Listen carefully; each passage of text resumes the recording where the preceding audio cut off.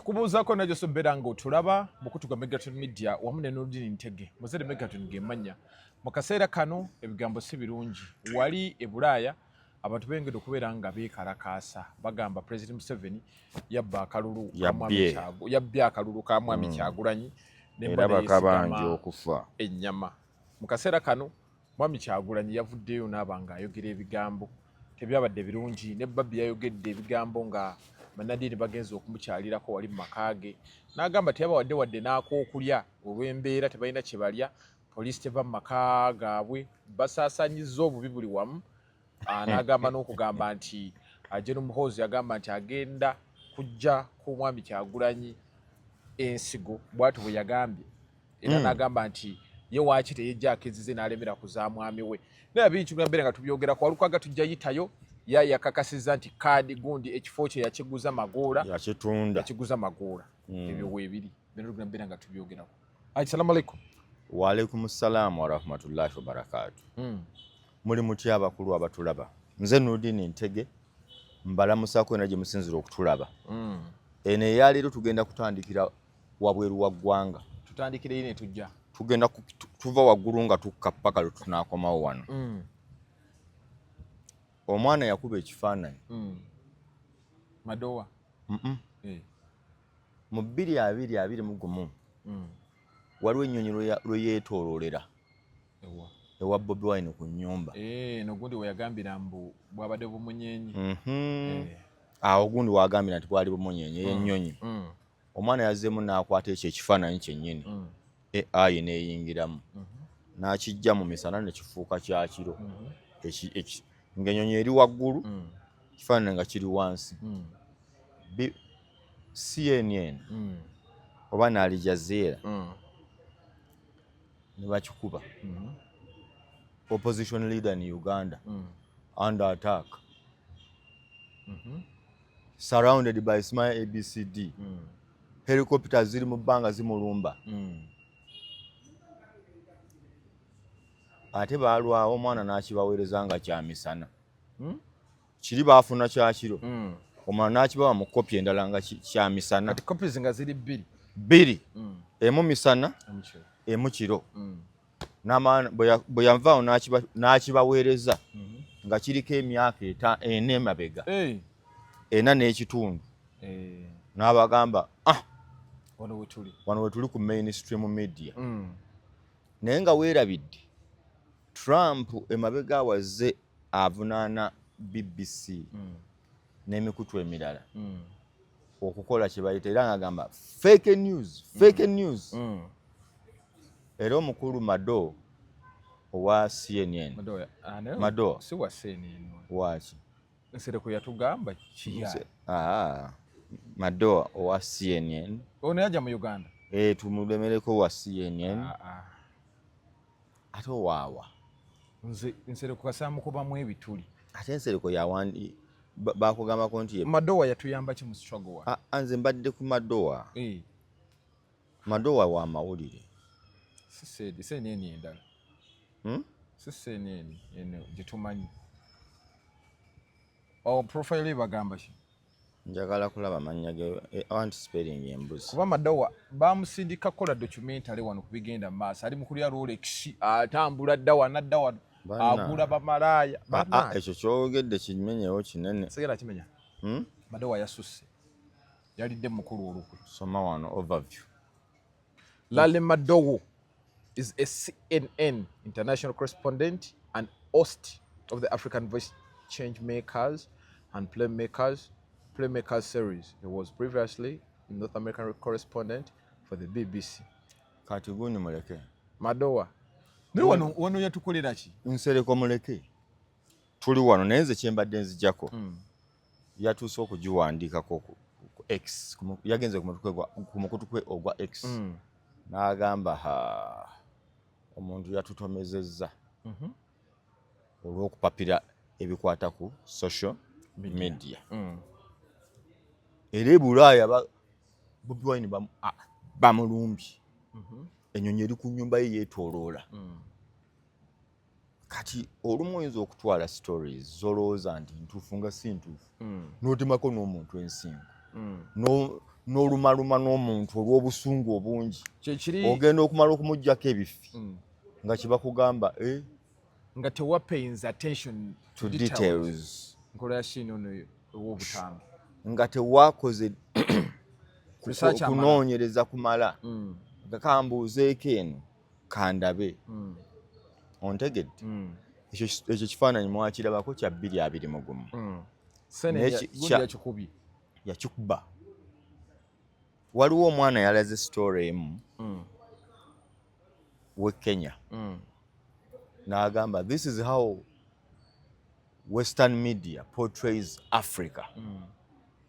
when they are doing a documentary about Africa kati n'asooka ayita mu streets za Nairobi ezo ziringa bw'olaba Kampala Road Kololo Muyenga Naggulu Kiwatule Ntinda n'alya Kyanja n'azitulaga omuvubuka oyo n'amala n'agenda mu Katanga n'afuna ekifaananyi eryovi n'agamba their capital Kampala this is how Ugandans live kati ng'akulaga biri ye tabyetaaga alina okukulaga Abafirika babeera mu mbeera nga nvundu nnyo bonna n'afunayo eyeebase ku street bw'ati n'agamba east or west home is the best you can see the brother here sleeping this is his home in Africa it is survival for the fittest n'afuna abakola biki abali mu myala naye ono simanya Kampala Road nga bw'omulaba Jinja nga bw'omulaba ezo enguudo z'express tazikulaga akutwala Nateete when reaching Africa especially in Kampala kati n'akusiigira ekifaananyi nti buli muntu ali mu Uganda ali mu dduka ali mu mbeera mbi nalabye ekifaananyi vidiyo emu eya Sky nga bw'ogiwuliriza oyinza okulowooza mu Uganda abantu tebakyafuluma mu nju bw'ogiwuliza oyinza okulowooza mu Uganda bateeka abantu ku bunkenke bakusiigira ekifaananyi nti eno Africa bw'etyo era teri gye balonda mu Africa ne batakuggyirayo kifaananyi ekyo teriyo incumbent mu Africa gwe baba bavuganya Western media netamu portraying nga musiwa abantu mutemu mubbi ewaabwe tebabyogera babyogerako politely Abangereza abo batta Princess Diana bennyini be bamwettira ababigoberera bakimanyi CNN tesobola kikuteerako ebikkirira kebe BBC okitegeera Abangereza Abamerika bagenze wano ku muliraano Venezuela ne basimayo president waayo abaasooka okusanyuka be bannansi ba Venezuela abali wabweru wa Venezuela be basanyuka ennaku lumu enkeera nga wayise ennaku 2 eyalaba ekyali Venezuela ajja kukubuulira nga enguudo zonna zikwatiridde twagala president waffe naye nga bwe babuuza abali Spain abali France abali mu America abaava Venezuela tuli bubi tuwonye naye ng'ate bannansi abali mu gye mugamba kasooka embuuze abantu abali ebweru baba banyigirizibwa nnyo okusinga ababeera mu mawanga eggwanga lennyini omanyi omuzungu bwe yali acolonizinga ensi zino especially Africa bwe yali atuvaako yakola kye yayita brainwashinga omuddugavu in a way that you believe whatever comes from the West is always the best. What comes from the West is always the best. Bwe yakisetinga n'akiteekako media namba n'akiwa propaganda n'akiwaki kali tuva eno nga gw'olowooza ki olowooza Bulaaya kati n'ateekawo kye bayita voluntary slavery yajjawo slave trade eri forced n'akola voluntary slavery atya in voluntary slavery back in the days bakwatanga abantu babagula lwampaka ne bakuteeka ku miguwa empingu zali nga njegere tulina okutwala ewaffe okole mu factory okole mu kino okole bwoti naye kati tulwana kufuna visa utagifuna kye yakola yanyiga Africa eno n'ensi zaffe ezikula n'agenda n'atereeza embeera yeewaabwe n'ateekawo embeera nga olina okulwana ogenda okolera eri era embeera gy'olaba mu Africa omuzungu aginamu omukono era agezezzaako okumwetakkuluzaako bamutta tosigala Gaddafi bwe yawaganyala n'alaga nti Libya yeekutulako n'alaga agenda kukola nga bw'olaba United States of America ng'agenda kukola United States of Africa efune ne African dollar ng'agenda kukola sente nga za Africa namba union ebenga ekolera wamu bagenda okizuulanga ng'oleda ng'aleese bbiri yalina trillion mmeka z'obesingako okumanya nti nno currency yange ezitowa kino erina bweti ne bweti nga byonna abitaddewo ayagala Africa ebeera independent especially financially nga kigenda kutema supremacy y'omuzungu nga kigenda kutema control n'amaanyi omuzungu g'alina ku muddugavu kubanga omuntu oba tosobola tomudependingako financially olumu bitabuka kaakati Gaddafi akirwanyisa mu kukirwana ennyo baamutta nga afuuse threat abamanyi ebyafaayo ebyattisa bankuluma balumumba baani ebyasibisa ba Mandela kulivinga mu nsi nga inewe nti bakolerera ensi zaabwe okutuuka ku leve endala so yino bw'oba odiringa n'abazungu obeera bwoti obalansi nga bw'obakuba bw'ojjayo bw'ogiramuko naye naakulowoozesa mbu tugenda kuba balala kaakati bw'amala okukola ebyo byonna byonna akwata abantu naddala Uganda Uganda y'ensi gye ndabyemu esingamu amaalo mu bantu b'ensomyeko amaalo tulina mangi Omunigeria bw'abeera mu America ayagala kulaga mu America nti mu Nigeria yasinga ffe tusinga naye mu Uganda alaga nti mu America yesinga naye nga Nigeria nayo terina nguudo Nigeria balina enjala balina paati gye balwana paka kati balina entalo ezitaggwa tesobola kugwa waliwo ensalo ez'abasiraamu owulira Boko Haram Nigeria gyebiri Uganda ebyo tebiriiyo naye omulina Uganda ajja kugamba abeerako Boko Haram nga tabeddewa Masaka ewali entalo nkugamba engeri gye tuli brainwashed engeri gye tulowoozaamu saawa tuli mu mbeera eyo baatuzingako nnyo oba muzungu bwe yali agenda yasembera wano ne tusigaza notisi kaakati tudda wali omuna Kenya akugamba Kenya ku top always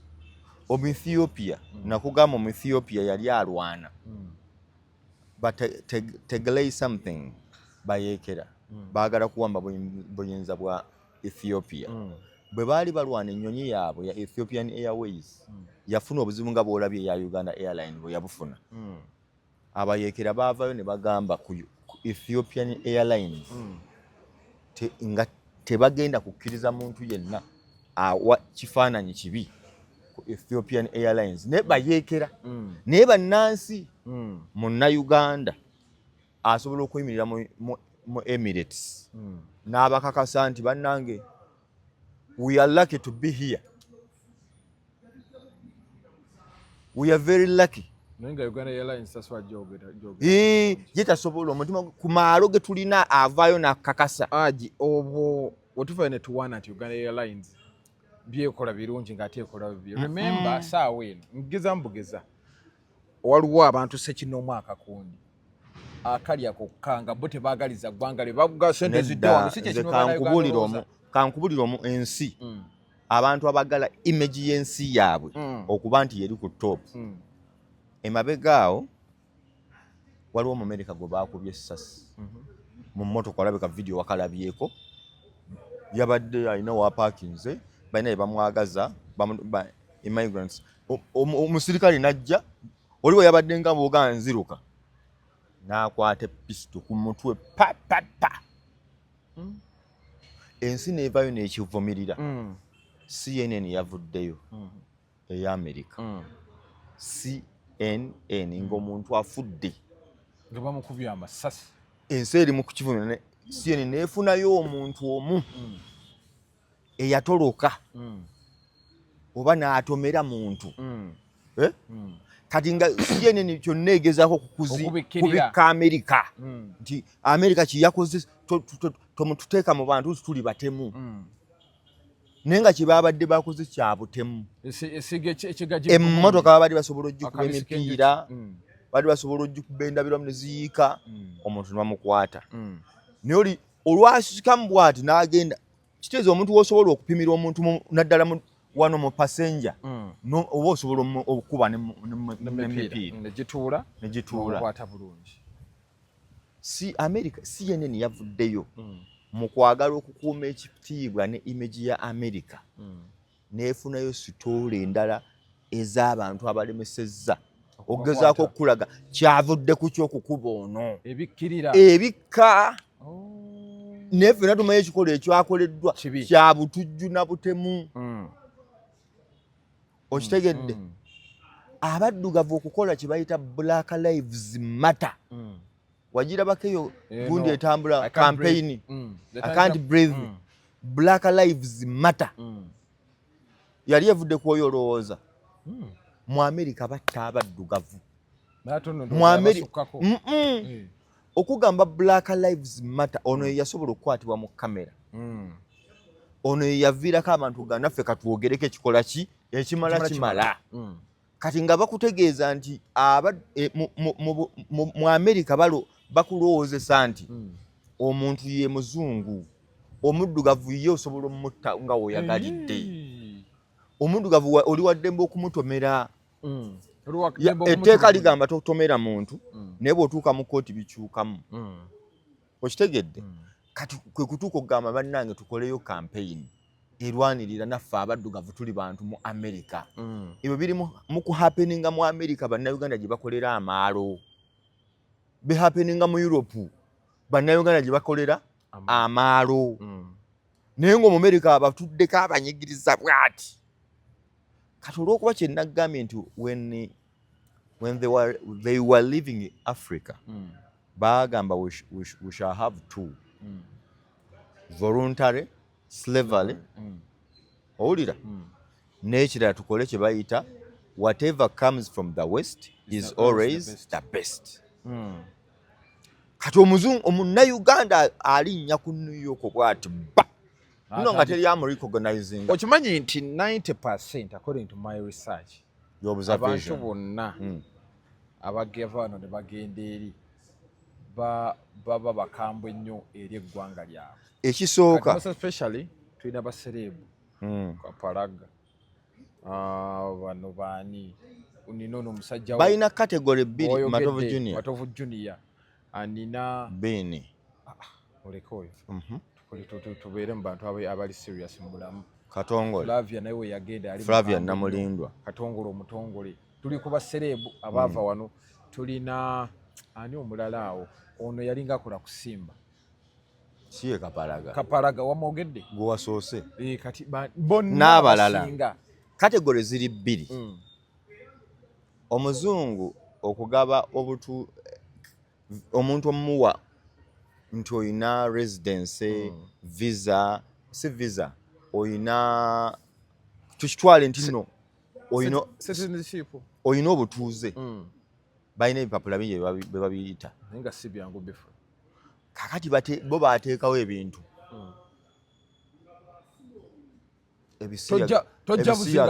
ebisiyaga byafuuka kamu kukakwakuliza kukuyamba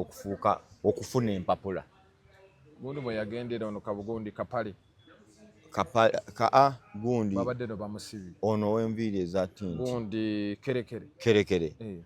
Kakati omuzungu yabateerawo empapula abasinga boolaba nno struggle yaabwe ya mpapula kufuna mpapula aba anoonya bujulizi. Aginna gwe nabadde naye nagamba nti abantu bano balaba baleekaana tebagala mwami Kyagulanyi bamwagalako baagala mpapula era naye yabatebuka kati buli lwagendayo doole ebikubi 5 okwekubya naye ekifaananyi okitwale mu kkooti obalage ndoola bano president ffe twabadde wano nga tulonda ate bo bazze ate bali baleekana babanja awo ngenda okujja nti mu kwagala empapula zino omuntu ayogera ebiyitira amaasuka nadde lunakubira Nuruddin mwana nze sibiriimu naye mwana empapula zeetaaga n'agamba nze abasajja wano najja ndi musiyazi nga bituufu musiyazi nga si musiyazi naye nga okumuwa empapula alina kusooka kuba musiyazi era ekivubuka kyagamba singa basooka basiyagamu awo enjagala nekigamba bw'ogamba nti ndi musiyazi akasenge kaakali era ne bankwasa gundi nga kati nfunayo ebisajja byange nga mbimanyi bya ddala biri bya mirondo nga byanywa putulu byakola kakati ng'ogamba saawa namba ani omugamba bwoti obusenge nga muka omugamba bwoti namba 2 omaliza 5 fuluma mulala nje omugamba kitegeeza bambi ne gyova oli muyontawavu kuba ensi yo ebadde ekuyingirira balwanyisa oludde okufuna ku service yingira wali nga bakuwaayo omunayigeria awo munaggana abazibu amanaggana omaliza baga nimba aye n'oba okyalewo nga nkuleetera n'omusomaali anti baba mpandi n'abasudani omuntu bw'alumwa ennyo akaaba mu lulimi lwe badde nimba nga wali katulaga naye abo bwe baba bali okufuna empapula alina okuvumirira abali e Uganda bye batategeera abasirusiru mwabaki n'alyoka abawemula anoonya mpapula za muntu ekitegeeza bakozesa mwami Kyagulanyi bayisizaawo omuntu ali wiringi okufuna visa gavumenti ekyuke ye ng'afunye visa ye ng'afunye olupapula ye ng'afunye waka permit n'alyoka agira kaakati beebo boolaba nakugewa nyina omukyala muyita Nangobi ye Nangobi namuyita Nangobi yesterday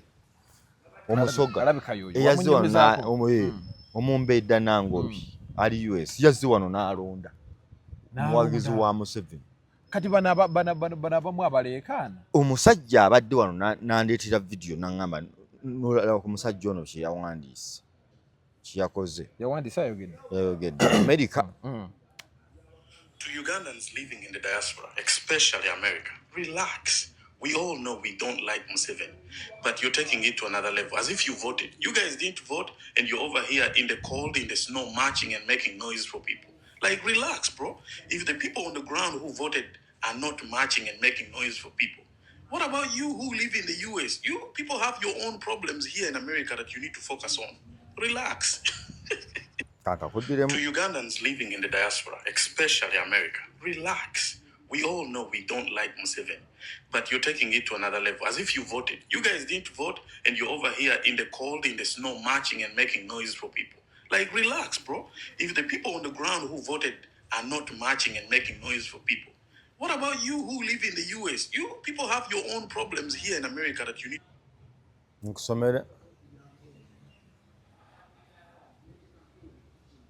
I never thought that this day would come when everyone in the comments would be against Nope.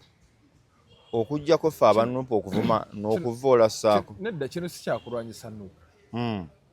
Mazima. Bano bonna kyova olaba mwami Kyagulanyi ndowooza I'm sure that he's not happy.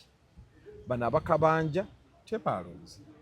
Ate ng'oŋŋambye nti NRM abammwe baakoze batya? NRM abamu nabasanga mulaale zaabwe. Kati senga omuntu amala okulonda wano. Ng'avudde eri n'ajja n'akalonda n'abeerawo bulungi ne bakabba awo abalina mu authority ekabanja. Omuvubuka ono yeeyita gundi yeeyita Untold 3 ali mu Amerika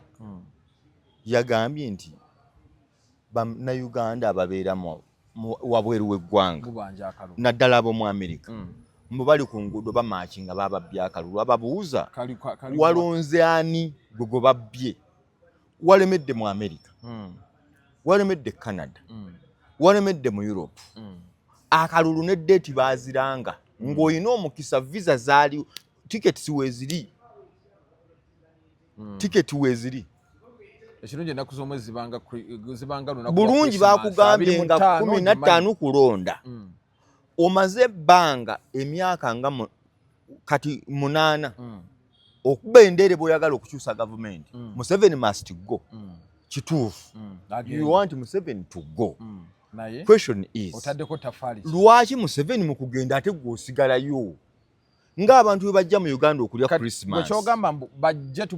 tumutwale fenna issue yabadde bwetyo omuntu ali serious wali tojja mu Christmas wali ojjaawo nga 8 nojja Christmas yo nogigatta ku 10 tulina okulonda twandirabe ku Entebbe tulina airport emu twandirabe ku Entebbe airport ng'ekutte jam zino ennaku z'akalulu twandirabe ku Entebbe international airport ng'ekutte jam okitegedde adda tujja 5 waggulu okitegedde nti airport yabadde ino okukwatirira bweki nti kiki ekijja bannayuganda bazze kukyusa nsi tulina okugenda mu nsi empya ne bw'oba owalabye nga omulimu gwo gukusingira nga bwe wasazeewo okusigalayo sigalirayo ddala ensonga mujjudde ku nguudo mujjudde ku social media wonna muli ku kimu bakubbye eki walondeddewa n'abantu b'ogamba Uganda abamu b'oyogerako nabo era tebaalonze Bobi Wine walondera Kyagulanyi Ssentamu waliwo abalonzi abali registered wakati wa 18 abali registered voters yo walondera turn up yabadde abantu 100 abantu 8 mu kifo Bobi Wine baganyo tewali ate Bobi Wine yabadde alonda walabyewo embooko era obululu bwe yafunye oba 8 yabufunye awo kitegeeza nga tonnalowooza kukaayana kinaki sooka obuuze nze nakoze kyennyina okukola oba tewakikoze ekyo sirika tujja kukomawo ne paati 2 kansooke nkusiibulire wano gw'obiraba otya naye nga tonnabanja walonze waliwo yakuganya okulonda lwaki walemedde mu Amerika lwaki walemedde mu Europe wasabye walinye tiketi ne bagamba ddayo e Bulaaya mweraba shebadde etandikidde ddala okunyumye omukulu yeefaako yasinga okwefaako omumanyi alinga akulaga